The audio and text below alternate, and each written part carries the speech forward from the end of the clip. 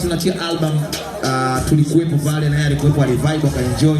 Sasa hivi majambo yako mengi yanayofanyika kama hivyo, kwenda kutoa msaada hivyo, mara zote rafiki yako wa karibu sana Aileen Oyo amekuwa hawamuoni kwenye majambo yako, kwamba ni rafiki yako online tu kaka, kwenye matukio ya kifamilia atokea au vipi? Unajua kila rafiki anakuwa na inaweza kwa rafiki mwingine anapita kwa wakati fulani katika mazingira fulani. Ya mimi naamini brother, na marafiki zako ambao leo huwezi kukutana nao hata iweje. Yaani huwezi kukutana nao hata ufanyaje. Lakini watu ambao walikusaidia labda walipita katika njia zako fulani ukafika sehemu. So mimi naamini kila rafiki kuna namna anaweza akakufikisha sehemu fulani. Kukuacha au kuendelea na wewe ni maamuzi yake wewe mwenyewe. Yeah, so mimi ninafarijika hata kama asipokuwepo kwenye vitu vyangu, ila tunaamini alini support, so mna respect hilo. Ndio ilishia kipindi hiyo. Yeah. Ngoma gani ambayo inamfaa kwenye hizo zote zilizopo ambayo unaweza kumdedicatea pale kwenye hiki chakula ambacho umekiandaa wewe? Na akapata kapiza kamoja. Hata moja kaka? Hapo.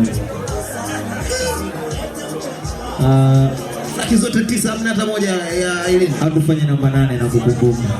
Unamkumbuka sana. Kwa sababu hata rafiki yako unaweza kumkumbuka au vipi? Wewe unakumbuka vitu gani rafiki yako huyo? Vitu vingi alinisupport, vitu vingi katika namna ya kusupport muziki wangu kufika sehemu. Yeah. So alinisupport katika namna kubwa sana kwenye kushoot video zangu. Kuna namna alikuwa anisupport.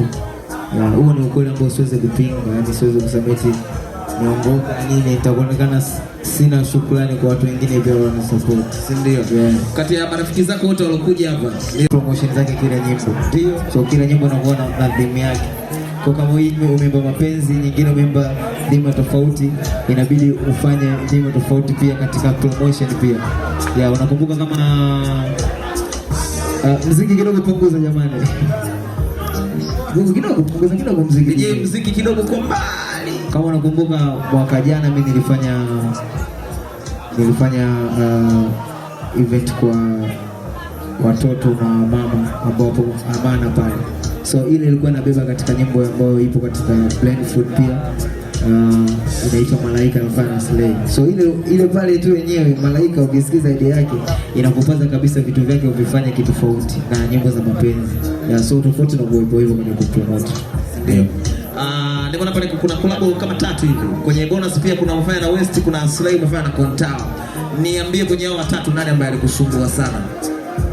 Kwa sababu tabia zao tunazijua. Bwana Kontao mimi hakunisumbua kwa sababu